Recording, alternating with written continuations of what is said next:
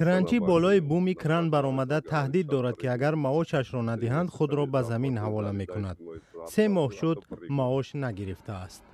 ин наворро муҳоҷирони машғул дар яке аз сохтмонҳои минтақаи Маринаи Москав нашр намуда таъкид карданд ки ин муҳоҷири тоҷик ба нишони эътироз ва бо талаби пардохт шудани маошаш ба болои крани борбардор баромада таҳдид кардааст ки худро ба замин мепартояд. ҳодиса рӯзи 1 октябр дар як сохтмоне дар кӯчаи Иловайскаи Москав рух дод. рӯзномаи московский комсомолец навишт ки муҳоҷир кранчии ширкати топкран бо номи Қурбонов буда маоши қарзие ки корфармо бояд барояш пардохт мекард ба 480 000 рубл баробар будааст. рӯзи гузашта барои чанд соат маҳалли ҳодисаро кормандони полис, кумитаи тафтишотӣ ва ҳолатҳои фавқулода муҳосира карданд.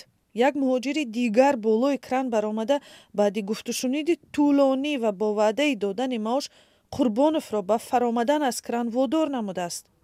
сипас кормандони полис Қурбоновро бо худ бурданд ва тафтишот бар асоси 3 моддаи кодекси ҷиноӣ, нағзи талаботи бехатарии меҳнат, напардохтани маош ва расонидан ба худкушӣ идома дорад. дар ҳамин ҳол муҳоҷирони тоҷике ки дар ширкати топкран кор мекунанд мегӯянд 3 моҳ боз маош нагирифтанд. ба гуфтаи онҳо дар ширкати мазкур беш аз 150 зодаи Тоҷикистону Узбекистон фаъолият мекунад ва даст ба эътироз задани муҳоҷири тоҷик ҳам аз ночорӣ буд.